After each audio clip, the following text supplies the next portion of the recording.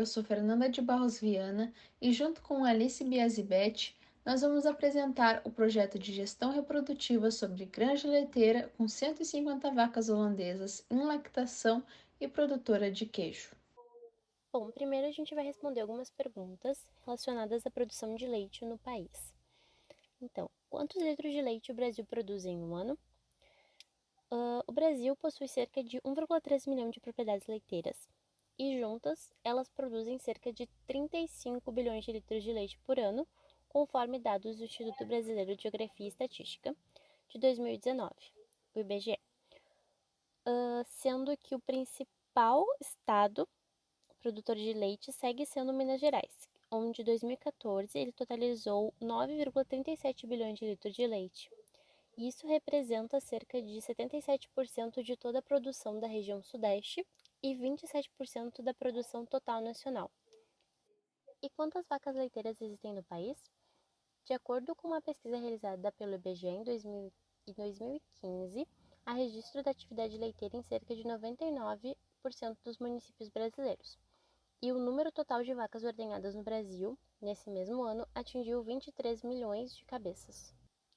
Quantos litros de leite uma vaca da raça holandesa produz por dia? A produção leiteira pode variar muito de acordo com o manejo e sistemas de produção empregados. Estudos já analisaram e comprovaram que, em certas situações, a quantidade de leite produzida por vacas holandesas pode atingir mais de 50 litros de leite em um mesmo dia. Assim, é necessário a realização de 3 ou 4 ordenhas. E por fim, quantos litros de leite são necessários para produzir queijo?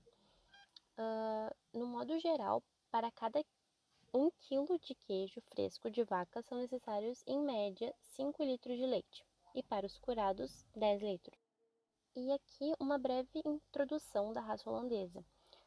Essa é uma raça de origem europeia, especializada na produção de leite, e ela é amplamente utilizada no mundo todo, sendo conhecida por ser a maior produtora de leite em volume.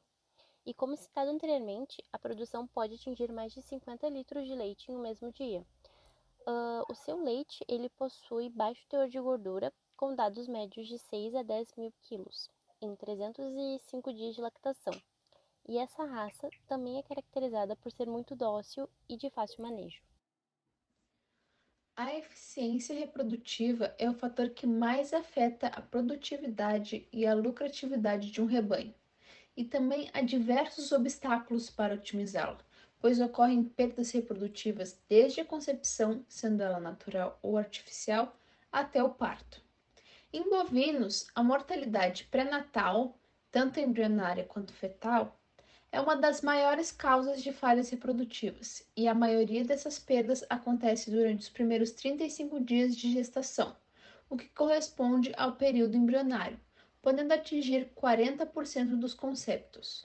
Além disso, estudos demonstraram que 43,2% dos descartes ocorridos em fazendas leiteiras foram voluntários, e metade desse total teve causas reprodutivas. Portanto, é essencial manter um sistema de controle reprodutivo para identificar possíveis circunstâncias que estejam causando perdas e corrigi-las antes que as consequências sejam irremediáveis e os prejuízos certos. Assim, a avaliação da eficiência reprodutiva é extremamente complexa e deve envolver vários eventos e processos durante a vida do animal, como, por exemplo, idade à puberdade, idade ao primeiro parto, gestação, intervalo de partos, taxas de aborto e de concepção, número de doses de sêmen por concepção, sendo que todos esses eventos devem ser analisados em conjunto e não isoladamente. Algumas dessas médias ideais para as fêmeas da raça holandesa é a de um peso médio de 550 a 600 quilos, sendo cobertas pela primeira vez dos 15 aos 18 meses de idade, preferencialmente pesando acima dos 330 a 340 quilos, tendo o primeiro parto entre 24 a 27 meses, que é uma gestação média de 280 dias, e gerando bezerros com uma média de 32 quilos. Esse projeto ele tem como objetivo realizar um planejamento reprodutivo de uma granja leiteira com 150 vacas em lactação da raça holandesa e produtora de queijo. Essas vacas elas vão ser mantidas em um sistema freestyle, que basicamente é um sistema de criação composto por baias individuais, onde esses animais terão livre acesso para entrar e sair das suas baias. E o manejo reprodutivo será realizado através do método de IATF, que é a inseminação artificial em tempo fixo. Como a Fernanda ela já falou anteriormente, a eficiência reprodutiva é um fator muito complexo e importante que deve ser avaliado juntamente com outros eventos. Pensando em maximizar essa eficiência, a gente terá como objetivo as seguintes metas reprodutivas que estão sendo apresentadas na tabela adaptada de Ferreira 1991 para rebanho leiteiro. Hoje em dia, para se ter um melhor monitoramento da eficiência reprodutiva, existem diversos programas informatizados para o gerenciamento reprodutivo. No entanto, ainda existem tecnologias de baixo custo que auxiliam muito no manejo diário dos animais, como o quadro ou roda da reprodução, criado em 1998 pela Embrapa. Essa ferramenta muito simples e de fácil manuseio permite uma exposição clara e rápida da condição em que se encontram as vacas, dividindo-as em paridas e não acasaladas, acasaladas, prenhez em lactação e secas. Os animais são diferenciados por fichas de cores distintas providas de imã. Nessas identificações, se faz uma marcação do número do animal e das datas de parto de cada acasalamento, de acordo com a situação reprodutiva de cada um deles. A cada dia é reposicionado o círculo interno com base na data. As marcações laterais ao círculo, em que as fichas são alocadas, indicam o período ideal que deveriam ocorrer eventos produtivos e reprodutivos, tais como período de serviço, diagnóstico de gestação e data de secagem, objetivando a condição ideal no intervalo de partos de 12 meses. Com o posicionamento dos animais no quadro, é possível identificar vacas que estão atrasadas reprodutivamente e que secaram precocemente, ou seja, antes dos 60 dias do parto, e permite também visualizar a distribuição de partos durante o ano. Como citamos anteriormente, a gente vai utilizar o método de ETF. Mas o que é esse método, né? A inseminação artificial em tempo fixo, ela é uma técnica que foi criada para solucionar problemas comumente encontrados na inseminação artificial convencional. Essa técnica, ela faz uso de protocolos hormonais que, por oferecerem maior controle sobre a ovulação, permitem inseminar um grande número de animais no menor tempo possível. A aplicação do protocolo, quando seguida devidamente, e acompanhada por profissionais capacitados, gera uma melhora visível na eficiência reprodutiva dos animais.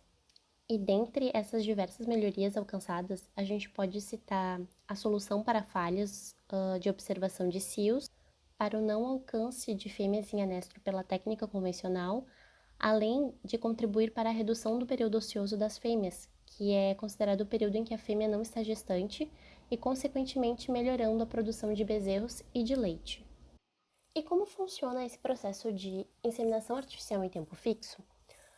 Como eu expliquei anteriormente, esse método ele funciona através de protocolos hormonais e ele auxilia induzindo a atividade ovariana e, consequentemente, ele também ajuda na sincronização do cio de todas as vacas por meio de medicamentos. Para a gente ter uma ideia, o ciclo estral da vaca ele dura de 18 a 24 dias. Assim, a equipe que for inseminar, ela deve realizar esse processo nesse período. E quando as vacas da propriedade forem avaliadas e após definir um dia e horário, deverá ser realizado o protocolo que foi definido. Como todas as 150 vacas da propriedade estão em lactação e a gente partiu do princípio que todas elas estão com índice corporal adequado e uma produção leiteira média, a gente determinou o dia 1º de novembro de 2021 como sendo o dia zero. E para os horários das aplicações, a gente determinou às 4 da tarde e às 8 da manhã. E partimos, né, a gente escolheu o seguinte protocolo. Então, a gente vai seguir assim. No dia 0, que é o primeiro do 11 de 2021 às 4 horas, a gente vai colocar o implante de progesterona e aplicar o estrogênio. No dia 7, às 4 horas também, a gente vai aplicar a prostaglandina. Depois de aplicar a prostaglandina, no dia 9, a gente vai fazer mais uma aplicação de prostaglandina e retirar o implante de progesterona, mais uma certa quantidade de ECG, mais estrógeno. No dia 9, a gente optou por retirar o implante pela manhã. Então, quando a gente for fazer a inseminação, né, a inseminação tem que ocorrer 48 horas depois, nesse mesmo horário. Então, no dia 11, às 8 horas, ocorre a inseminação, onde o sêmen é depositado na porção final da cérvix, ou no corpo do útero, através da técnica denominada reto vaginal. O diagnóstico de gestação será realizado de 28 a 35 dias após a IETF, por avaliação ultrassonográfica de um veterinário, sendo considerada a fêmea gestante aquela com presença do líquido amniótico e embrião. Importante salientar que, para se obter os melhores resultados em uma IATF, os machos doadores de sêmen devem, além de genética e zootecnicamente superiores, ser adequadamente manejados e bem alimentados.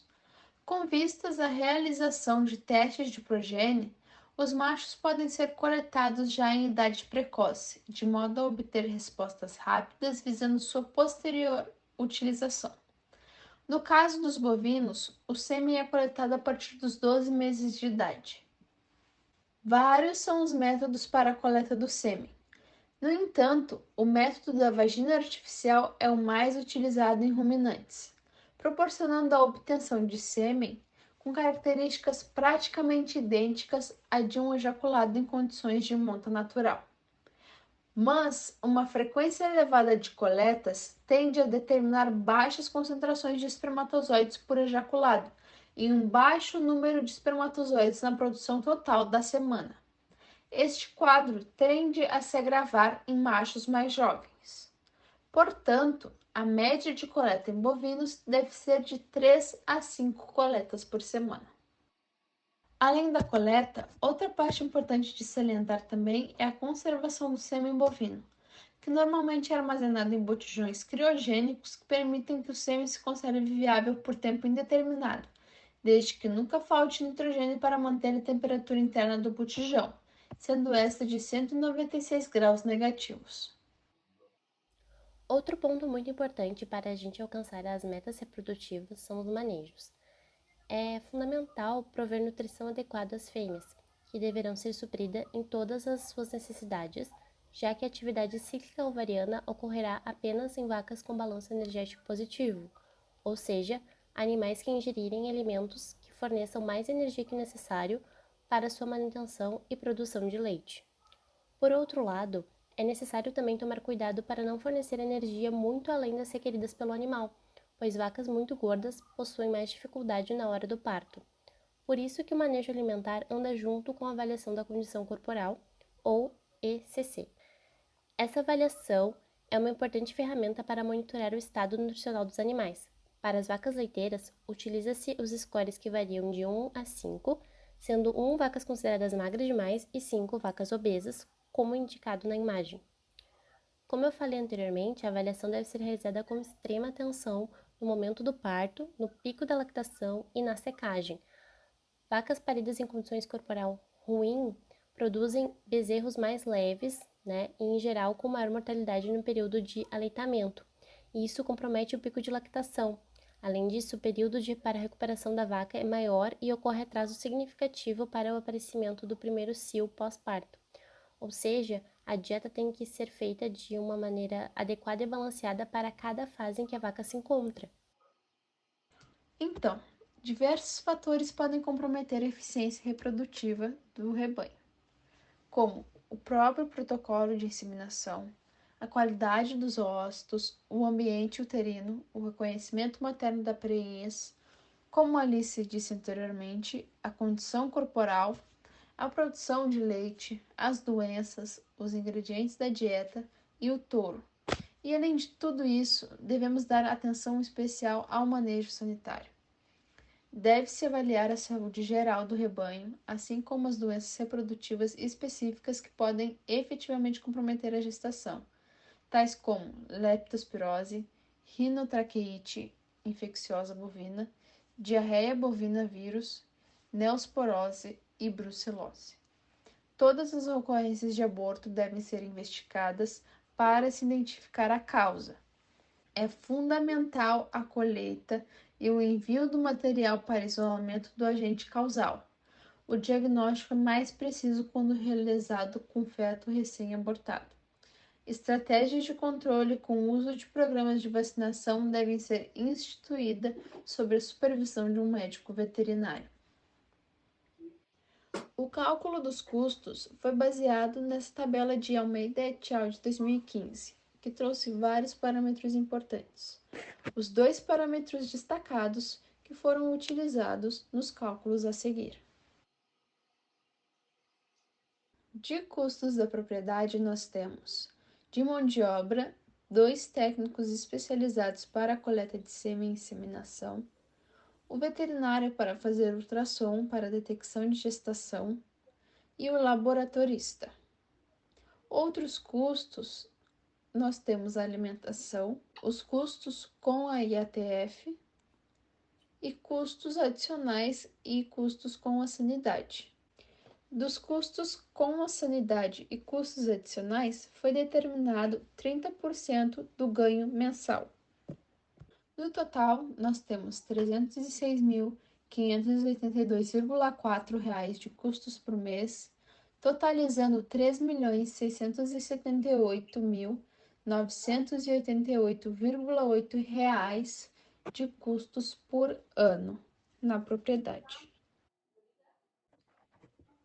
Sobre os ganhos da propriedade, determinou-se, como mostrado na tabela anteriormente, 29 litros de produção média diária de leite. Assim, obtivemos 4.350 litros de leite por dia, resultando em 870 quilos de queijo por dia, sendo cada quilo de queijo vendido a R$ 30, resultando em R$ 26.100 por dia, tendo um total de ganho de R$ 7.047.000 por ano. E finalmente os lucros da propriedade, tendo ganho de R$ 7.047.000 e gastos de R$ 3.678.988,8, a propriedade teve um lucro de R$ 3.368.011,2 no ano. E é isso, essa foi nossa apresentação sobre o projeto de gestão reprodutiva. Muito obrigada pela atenção. Uma boa tarde.